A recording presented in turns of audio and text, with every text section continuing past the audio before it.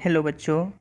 हम लोग आज के वीडियो में बात करेंगे माइक्रो ऑर्गेनिज्म फ्रेंड और फो। माइक्रो ऑर्गेनिज्म जो है हम लोगों का दोस्त है या दुश्मन है। ठीक है, तो चलिए शुरू करते हैं। कहता है you have seen several kind of plant animal. आपने बहुत तरह के प्लांट और एनिमल देखा होगा। However there are other living organism around us which we normally cannot see. मतलब बहुत तरह के लिविंग ऑर्गेनिज्म होते हैं जो हम अपने आँखों से उसको नहीं देख पाते हैं। वैसे लिविंग ऑर्गेनिज्म को क्या कहते हैं? माइक्रो ऑर्गेनिज्म या माइक्रोब्स कहते हैं। ठीक है, आपको अगर माइक्रो ऑर्गेनिज्म का डिफिनेशन पूछा जाएगा तो आप क्या लिखेंगे? Living organism around us which we normally cannot see. जिसको हम लोग नॉर्मली नहीं देख सकते हैं उसी माइक्रो ऑर्गेनिज्म को क्या कहते हैं? माइक्रोब्स भी कहा जाता है। एग्जाम्पल के तौर पर you might have observe that during the rainy season, जब बारिश का मौसम आता है, मॉइस्ट ब्रीड गेट्स स्पॉइल्ड। और मॉइस्ट ब्रेड जो होता है, ब्रेड तो मॉइस्ट होता है, वो क्या हो जाता है? 1 से 2 दिन में खराब हो जाता है। और ये होता किस लिए है? तो माइक्रो ऑर्गेनिज्म की के वजह से ही होता है। इट्स सरफेस गेट कवर्ड, इसका जो ब्रेड का सरफेस कवर्ड हो जाता है ग्रीस वाइट पैचेज के साथ। मतलब उस पर ग्रीन कलर का लग जाता है, पैचेज लग जाता है। ठीक है, और ये क्या है कि माइक्रोब्स के प्रेजेंस के वजह से ये ऐसा होता है। Observe these pages through the magnifying glass. अगर आप इसको मैग्नीफाइंग ग्लास से अगर देखेंगे, you will see tiny black round structure. आपको छोटा छोटा राउंड राउंड स्ट्रक्चर दिखेगा, एकदम छोटा सा। Do you know what these structure are and where do these come from. आप जानते हैं कि ये स्ट्रक्चर क्या है और ये आया कहाँ से है? तो ये माइक्रो ऑर्गेनिज्म है। और ये क्या होता है कि नमी वाला वातावरण में, जैसे कि मॉइस्चर जहाँ पे रहता है वो उसमें प्रेजेंट रहता है। ठीक है, कहता है कि माइक्रो ऑर्गेनिज्म पर अगर बात करें, कलेक्ट सम मॉइस्ट सॉइल। आप जो है ना भीगा हुआ थोड़ा सॉइल ले लीजिए फील्ड से बीकर में, एंड एड वाटर, उसमें वाटर डाल दीजिए। After soil particle have settled on, जब उसका सॉइल जो नीचे बैठ जाता है, observe the drop of water from the beaker. और उसमें अगर आप ऑब्जर्व करेंगे उस पानी को एक थोड़ा सा ले करके माइक्रोस्कोप में देखेंगे तो आप देखेंगे कि बहुत सारे माइक्रो ऑर्गेनिज्म उसमें क्या होते हैं? तैर रहा होता है।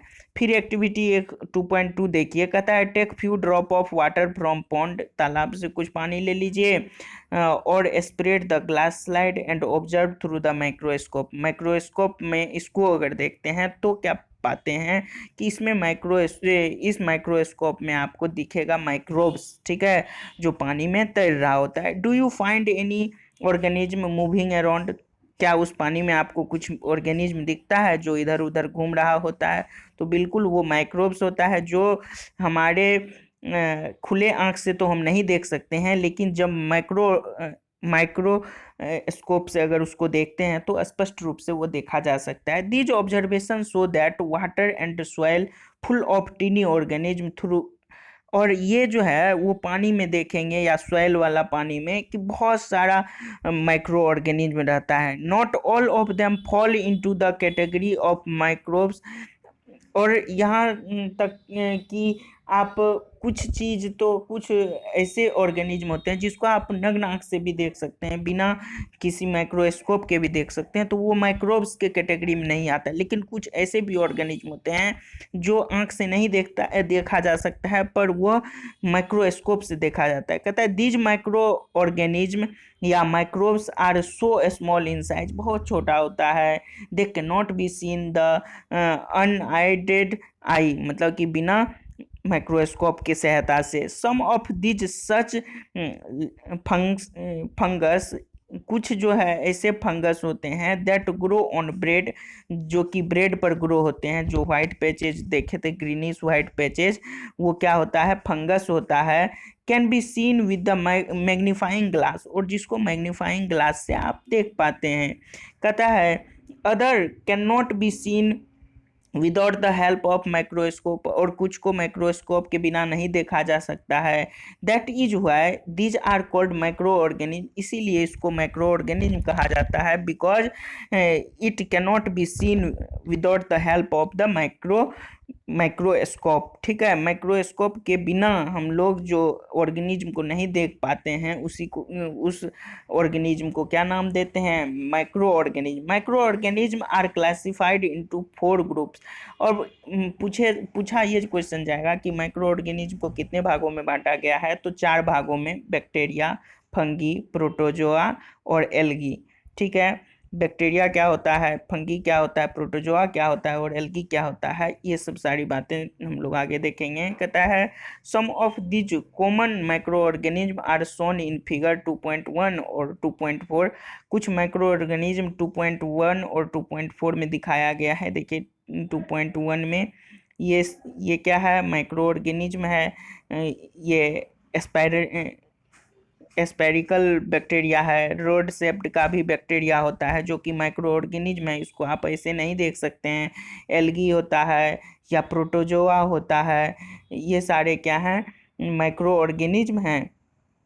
या ब्रेड का मोल्ड्स हुआ, या पेनिसिलियम हुआ, या एस्पेरोगुला हुआ, तो ये सारे माइक्रो ऑर्गेनिज्म हैं। कहता है कि वायरस, अब वायरस की अगर बात करें, वायरस आर ऑल्सो माइक्रोस्कोपिक, ये भी बिना माइक्रोस्कोप के हम लोग नहीं देख सकते हैं। They however reproduce only inside the cell, और इसका जो रिप्रोडक्शन होता है ये इनसाइड द सेल ही होता है। द होस्ट ऑर्गेनिज्म पर ये डिपेंड होता है, जैसे ही उसको एक्टिव सेल मिल गया उस पर वो डिपेंड होता है। ठीक है, विच मे बी बैक्टीरियम, वो बैक्टीरिया हो सकता है, या प्लांट या एनिमल, या तो वायरस बैक्टीरिया पे डिपेंड होगा, या प्लांट पे, या एनिमल पे। Some of these virus are shown 2.5 में दिखाया गया है। कॉमन एलिमेंट्स लाइक कोल्ड हुआ, जैसे कुछ कुछ चीज़ें, जैसे कोल्ड हुआ या इन्फ्लुएंजा हुआ। And most of the cough are caused by the virus, ये जो कफ वाला बीमारी जितना भी होता है वो सब वायरस के वजह से ही होता है। और वायरस बहुत रैपिड गति से वो अपना रिप्रोड्यूस करता है। ठीक है, कहता है क्या कि सीरियस डिजीज लाइक पोलियो हो गया या चिकन पॉक्स हो गया also caused by the virus, ये वायरस के वजह से ही होता है। डिजीज लाइक डिसेंट्री या malaria are caused by the protozoa. अब क्वेश्चन इस तरह से पूछा जाएगा कि डिसेंट्री और मलेरिया किस वजह से होता है, किस माइक्रो ऑर्गेनिज्म के कारण होता है, तो आप क्या लिखेंगे? प्रोटोजोआ। ठीक है, वही पोलियो पूछा जाए या चिकन पॉक्स पूछा जाए तो आप क्या लिखेंगे? वायरस के वजह से ये होता है। कहता है वेयर एज टाइफाइड और ट्यूबरकुलोसिस की बात अगर करें, टाइफाइड और ट्यूबरकुलोसिस की बात करें, ये बैक्टीरियल डिजीज है, ये बैक्टीरिया से होता है। ठीक है, तो फिर कहता है कि you have learn about some of these micro organism in class 6 और क्लास 7 में आप कुछ माइक्रो ऑर्गेनिज्म के बारे में पढ़ चुके हैं, जो कि हमारा फ्रेंड भी होता है। जैसे कि अब फ्रेंडली अगर माइक्रो ऑर्गेनिज्म की बात करें तो आप राइजोबियम का नाम सुने होंगे पिछले क्लास में। और राइजोबियम क्या करता है? प्रोटीन के संश्लेषण में बहुत महत्वपूर्ण भूमिका निभाता है। तो ये क्या है? हमारा फ्रेंड हुआ। लेकिन कुछ ऐसे माइक्रो ऑर्गेनिज्म होते हैं जो क्या है? हमारे दुश्मन होते हैं। कहने का मतलब वो डिजीज फैलाते हैं हमारे शरीर में। ठीक है, नेक्स्ट वीडियो में हम लोग बात करेंगे where do micro organism live, ये माइक्रो ऑर्गेनिज्म रहता कहाँ है। तब तक के लिए bye. If you like my video please share with your friend so that they can also take advantage of it. Thank you, thanks for watching.